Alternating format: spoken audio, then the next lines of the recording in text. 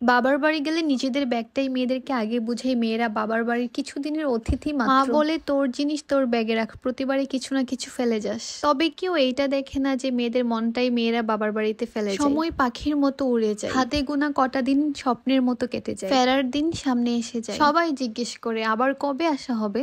এই উদাস করা প্রশ্ন বুকের ভিতর ভয়ঙ্কর ভাবে নাড়িয়ে যায়। বড়দের প্রশ্ন থাকে কবে এলি, কদিন থাকবি, কবে ফিরবি। অজান্তে এইসব কথা মনের গভীরে ক্ষত তৈরি করে। বাবার বাড়ি কদিনের অতিথি মাত্র। বিভিন্ন ভাবে মেয়েদেরকে এই কথাটা মনে করিয়ে দেওয়া হয়। নিজের ঘর, নিজের গ্রাম সবকিছুই তখন স্মৃতি হয়ে যায়। মেয়েদের সংসার যখন বড় হয় তখন চাইলেই মেয়েরা আর বাবার বাড়ি আসতে পারে না। আচ্ছা এমন কেন, কেন মেয়েদের একটা নিজেদের স্থায়ী বাসস্থান নেই? আচ্ছা যাই হোক, ট্রেন থাকার কারণে ঢাকা থেকে ব্রাউনবাড়ি আসতে এখন আর বেশি সময় লাগে না, যদিও সবসময় ট্রেনগুলো অনেক দেরি করে। আর বাসায় এসে আমি এত ক্ষুধার্ত ছিলাম, তাড়াতাড়ি করে খেয়ে নিলাম। আর আমি কিন্তু কাউকে না জানিয়ে চলে আসছি। হঠাৎ করে মনে ছিল, আপুরা সবাই আমাকে কমেন্ট করতেছে যে আপনি একটু আপনার প্যারেন্টসদের সাথে গিয়ে থেকে আসেন, তাহলে আপনার ভালো লাগবে। তার জন্য ভাবলাম যে ঠিক আছে তাহলে আসি।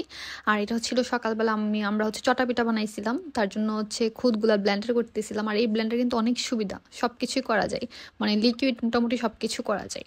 আর দুপুরের জন্য ছিল আমাদের অনেক মজার মজার খাবার। আমার কাছে এই ধরনের খাবারই বেশি ভালো লাগে, মাছ মাংস থেকে। যখনই আমি আসি আমার বাবার বাড়িতে আমি একদম অলস হয়ে যাই, মানে সারাদিন শুয়ে থাকি, কাজ করতে পারি না। তো আজকে ভাবতেছি যে কাজ করব, এখনো ভাবনাই আছি, কিন্তু কেন জানি আমার হাত পা অবশ হয়ে যায় বাবার বাড়িতে আসলে। আর সকালে ঘুম থেকে উঠে বারান্দায় গিয়েছিলাম, আর ওনারা আসছে আমার সাথে দেখা করতে। এখানে আরো অনেকজন ছিল, পালি প্রায় 15-20টার মতো। আর এখানে যেটা আরেকজন, আমি বারান্দায় গেছি পরে এরা সবাই আমার কাছে আসতেছিল।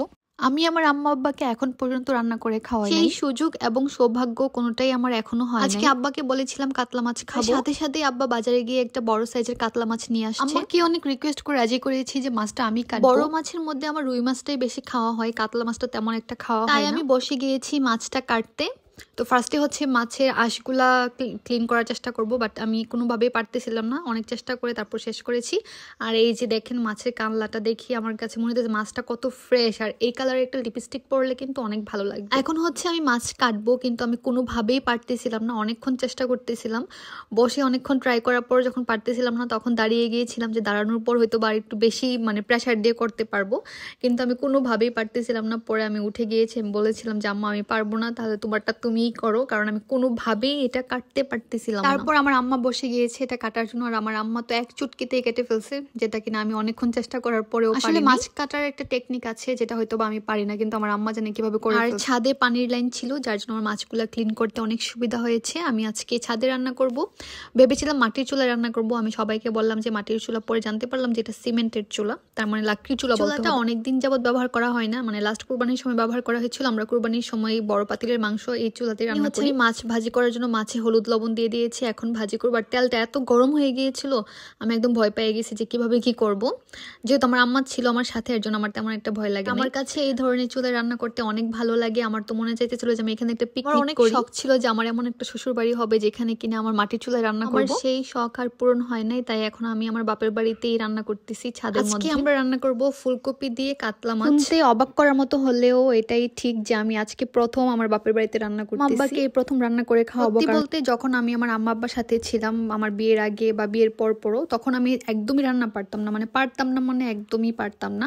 এখন তো আমি একা থাকার ফলে অনেক মোটামুটি রান্না শিখেছি কিছু আইটেম। আমি বাসায় আসি তখন তো আমার আম্মা বুঝেই পায় না যে সে আমাকে কি খাওয়াবে, আমি আর কখন তাদেরকে রান্না করে খাওয়াবো। আজকে আমি নতুন একটা জিনিস শিখলাম যে কিভাবে লাকড়ির চুলার মধ্যে আগুন বাড়ানো কমানো যায়, যেটা কিনা আমি বুঝতেছিলাম না। কিন্তু লাকড়ির চুলার মধ্যে রান্না করতে অনেক ভালো লাগে, কারণ একদমই গরম লাগে না, বরং আরো আরাম লাগে। আমার রান্না প্রায় শেষ, এখন আমি ধনিয়া পাতা দিয়ে দিব, একদম বেশি করে ধনিয়া পাতা নিয়ে আসি। বলতে আমার এখানে এত শান্তি লাগে আমার বাবার বাসায়, এই শান্তিটা আমার কোথাও লাগে না। আমার মিনি ব্লগ এইটুকুই ছিল, আশা করি সবার ভালো লাগবে। আর সবাই প্লিজ আমার পেজটা ফলো করবেন আর আমার ইউটিউব চ্যানেলটা সাবস্ক্রাইব করবেন। আল্লাহ হাফেজ।